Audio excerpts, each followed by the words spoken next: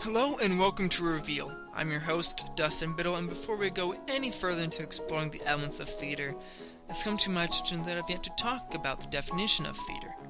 What is theater?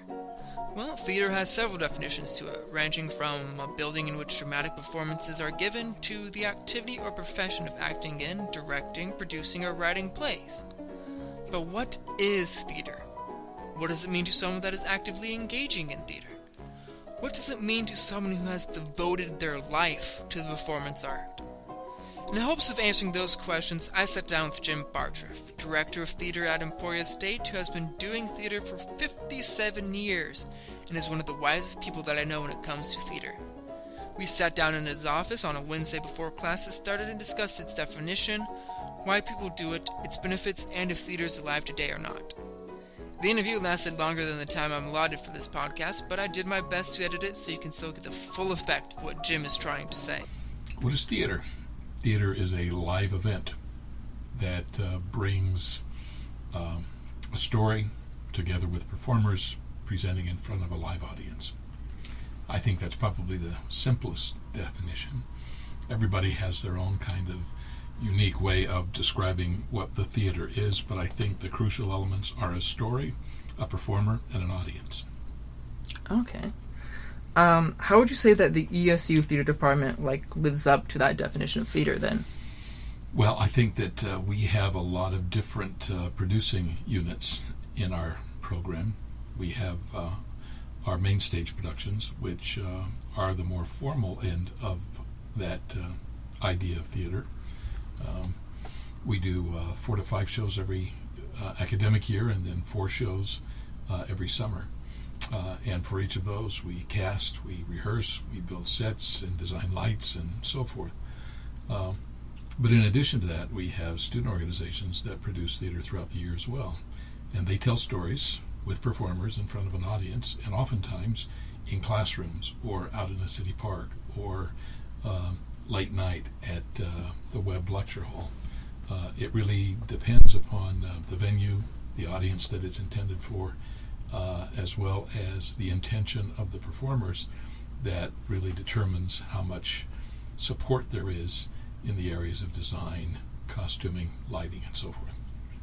All right, cool. So you mentioned that there were often several different definitions for theater, and one of those is it's often referred to as a reflection of the real world. Why is that? Well, actors are taught that in order to come across believably, you have to come across as authentic or honest within the given circumstances of the scene. So the great plays have been written about real people in real circumstances, oftentimes not so much real people like you might meet out on the street, but idealized people who have many of the same qualities that we all possess, but because they live in a fictional world, the stakes are higher automatically because they don't have to deal with all the minutiae that we have to deal with in our own lives. Mm-hmm. So characters throughout history, kings, queens, princes, servants, slaves, fools, geniuses, whatever, have been a reflection of the culture that they come out of.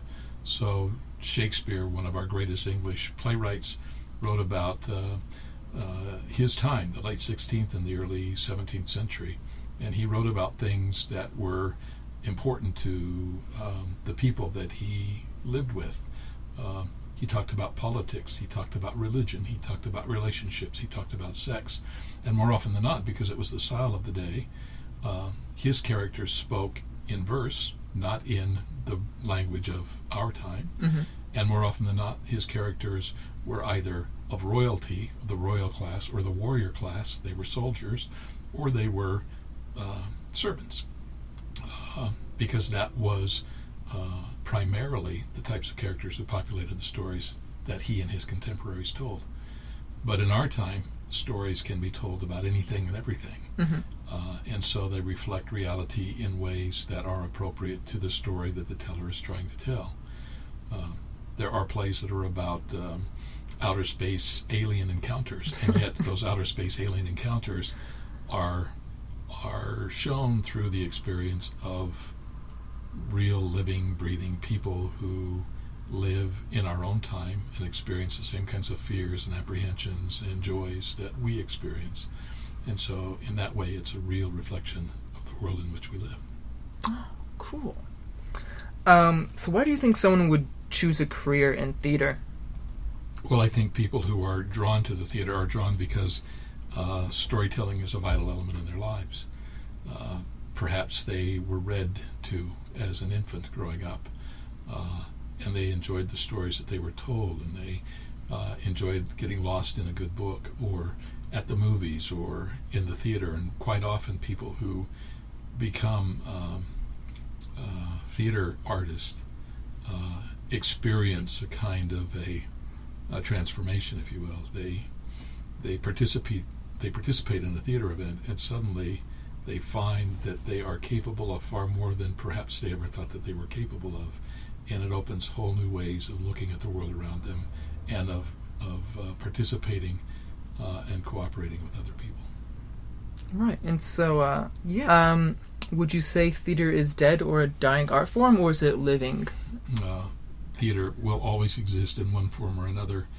It goes through changes, it goes through evolutions, and always comes out strong and relevant. The Broadway musical has often been described as an art form that is dead or dying, and yet every year millions of people flock to the theater to see musicals, and it's kind of hard to believe that something that is a corpse is capable of attracting and enthralling so many people. Right. So, at least in that example, I think the theater is very much alive, and the theater is diverse enough that different audiences find the different kinds of works that appeal to them. And so long as there is a single audience member and a single performer and a single story to tell, there will always be theater. Cool. And would you say people should at least try or experience theater in some way or form, or just not worry about it if it's not their thing? Well, I think that whether they admit that it's not their thing or not, they all experience theater in one way or another, because every day they are asked to tell a story to a willing or unwilling audience. And it could be as simple as a relationship, and trying to describe to someone who's very close to you why or why not you can't do a particular thing at a particular time, even though previously you agreed to that. A lot of people don't realize it, are great actors because they play that role in real life, and don't fully appreciate how difficult it is for people to invent a world and make us believe what it is that they do. But in a very real sense, I really believe that each of us acts in our own way. Each of us observes performances every waking moment of the day. And storytelling is as old as civilization itself, and I think is a part of who we all are. It's in our DNA. We can't escape it. So I think that will wrap it up. Is there anything else you'd like to say about what theater is, or theater in general? I appreciate the opportunity to talk about it. I try to share my viewpoint with my students in my classes, and sometimes just sitting around after a show over a cup of coffee and a piece of pie or cocktails, whatever the case may be. Because the greatest part of the theater is really how it transforms us and how it affects us after we've attended a theater event. So the richest part really is how it changes us, how it ennobles us, how it challenges us, how it spurns us to act towards change in ways that we never thought we were passionate about. All right, well, thank you, Jim. Yes, thank you, Dustin. Through my talk with Jim, I feel like I gained a better understanding of what theater is and why I do it. It is the love for storytelling and be able to make a difference in someone else's life that attracted me to theater and why I've chosen to pursue it. Yes, it is a live performance put together for an audience, but it can be so much more than that. It all just depends on how you feel after watching a show or putting one on. Should theater truly die someday, its presence will continue to live on through storytellers and all of humanity. Like Jim said, it's in our DNA and there is no escaping it.